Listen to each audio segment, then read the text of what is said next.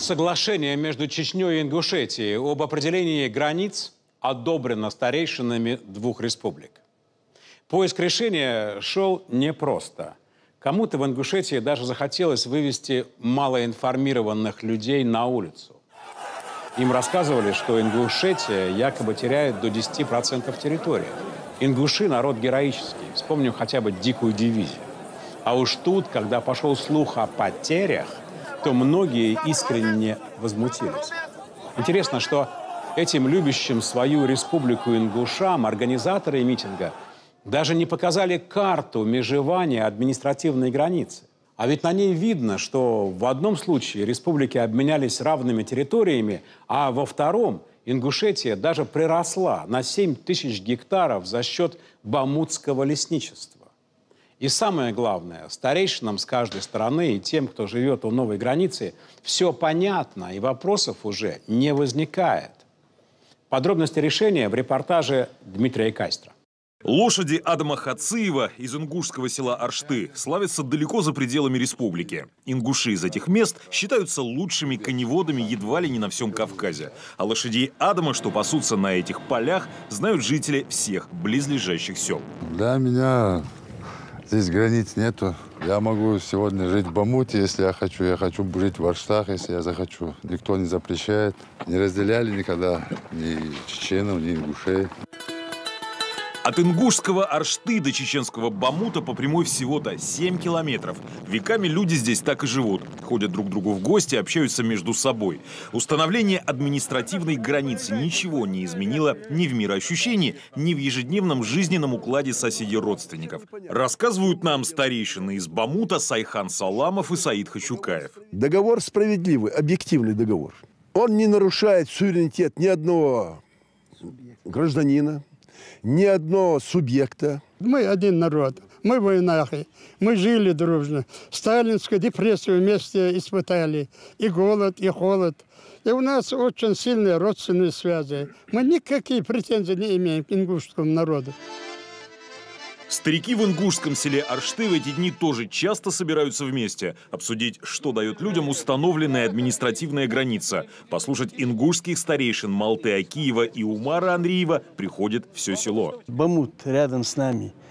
Там живут почти все наши люди. Но все равно проблем было, не было. Между отцом и сыном все равно граница должна быть. Вот это наша посевная, вот это ваша посевная. Тут, чтобы на этой почве взрывать какую-то волну, адаты, вера и все тому подобное, которое вот так вот по жизни для соседей необходимо, вот у нас все одно. И делить тут нечего. Война и один народ, между нами никаких границ нет, между нами и чеченцами, мы один народ. Вопрос об установлении административной границы между двумя субъектами назревал уже давно. Ведь линия между республиками никогда официально не межевалась. Но именно сейчас, когда во главе двух регионов оказались сильные лидеры, оба героя России, пользующиеся заслуженным авторитетом в глазах местных жителей, появилась возможность поставить точку в этом вопросе и не оставлять проблему будущим поколениям. Для обеих республик это действительно исторический момент. Приобретаете Ингушетия и Чечня. Во-первых, укрепляем свои братские отношения не на словах, а на деле. Во-вторых, снимаем напряженность, которая периодически возрастала на границах. В-третьих, налаживаем в том числе добрые взаимоотношения в плане развития вот этих территорий. Вы видите, здесь кругом лес. Здесь надо и крестьянское фермерское хозяйство развивать, и другие формы хозяйственные, в том числе личного подсобного хозяйства. Надо было давно. Вот если старейшины спросить, они говорят, надо было давно. Но не было там, дальше решительности там, или там, решения, волевого решения там, тех или иных сторон, чтобы вот садиться и подписать. Весь чеченский народ, там, который там на земле находится, я с ними общаюсь, они согласны. Установленная граница не затронула ни один населенный пункт. Размежевание коснулось только угодий, лесов и реки. Вот как размежевание выглядит на карте. На севере, в районе ингушского села Аки-Юрт, с согласия жителей местных сел с обеих сторон, республики обменялись ровно по 1890 гектаров. Просто исторически именно на этих квадратах кто-то пас коров, а кто-то возделывал земли. Теперь эту традицию закрепили административно. Один из самых уважаемых религиозных лидеров в Малгобекском районе Ингушетии, имам Абу Хадаев из села Аки-Юрт, поблизости от которого прошло размежевание по северным районам, показывает нам территории, по которым прошла линия. Мы сейчас на дороге стоим, верхняя часть была Чеченская республика, нижняя была Ингушетия. Они вот так друг к другу по границам заходили. И чтобы выровнять эту границу, они просто поменялись этими двумя участками. 1890 гектаров вот, обменялись. Никакого сантиметра, метра лишних и Юнусбек не отдал, и не Рамзан Ахматович. На юге республики линия прошла от горы Цурилам по реке Фортанга. Ингушетия здесь даже выиграла, получив плюсом 7190 гектаров из бамутского лесничества, которые переведены в лесничество Сунжинское. Бамутское лесничество река Фортанга разрезает точно посередине. На левом берегу испокон веков жили ингуши, а на правом – чеченцы. Древнюю этнографическую традицию установлением границы, по сути, просто закрепили. Граница прошла точно посередине реки, собственно, как это всегда и было.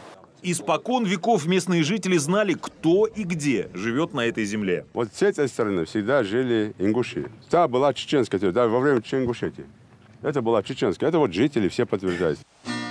Цечу-Акхие – удаленный район в горах, по которому также прошла административная граница. Многочисленный род Цечоевых веками живет в этом, пожалуй, самом недоступном районе бамутского лесничества, на берегах реки Фортанга, воды которой их род считает священными.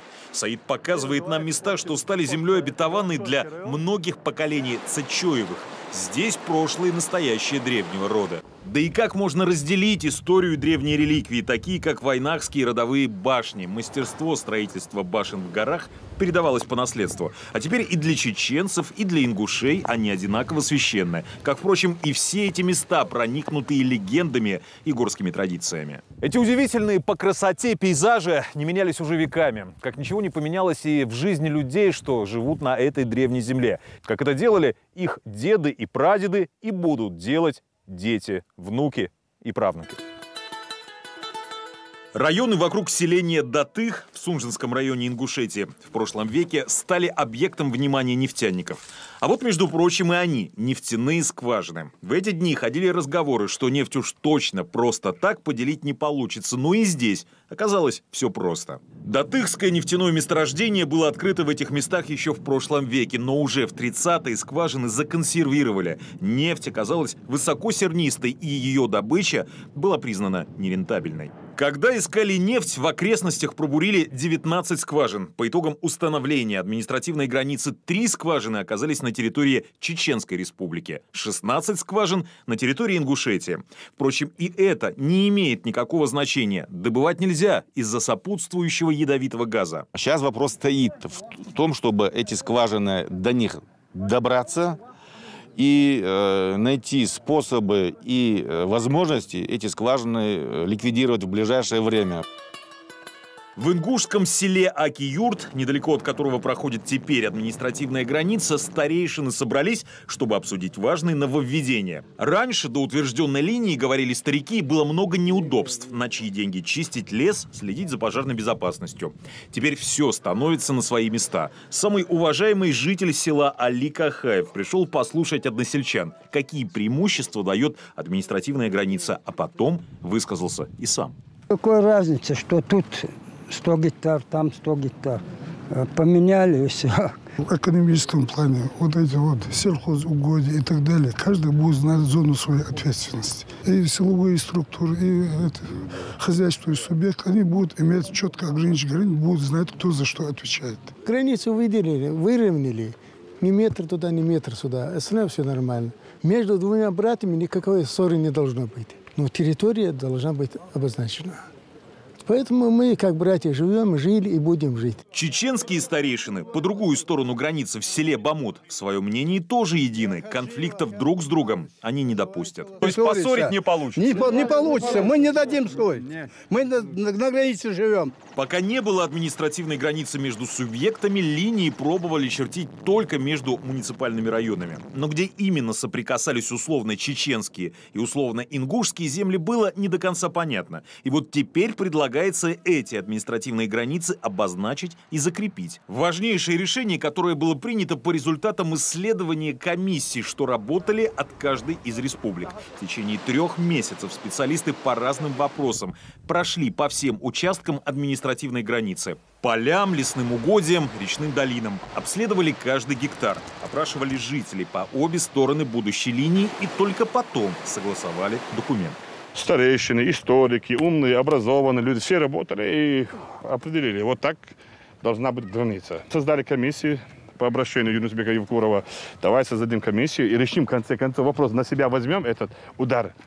И закроем эту проблему, чтобы никогда нас не разделяли, нас не использовали. Это для спокойствия для людей. Они в любое время могут перейти эту речку, пойти к своим родственникам. Хотя там тоже никто не живет, в башенных комплексах. Но они могут туда прийти, пофотографироваться, посмотреть свои родовые башни и вернуться назад. На охоту сходить. На охоту сходить, там, что угодно. Никто же не мешает. Главным в установлении административной границы стали интересы людей, а не механическое восполнение топографических пробелов, когда ни одна из республик ничего не потеряла, а вместе приобрели четкие правила на столетия вперед. Дмитрий Кайстер, Павел Мейер, Юрий Лебедев. Вести недели.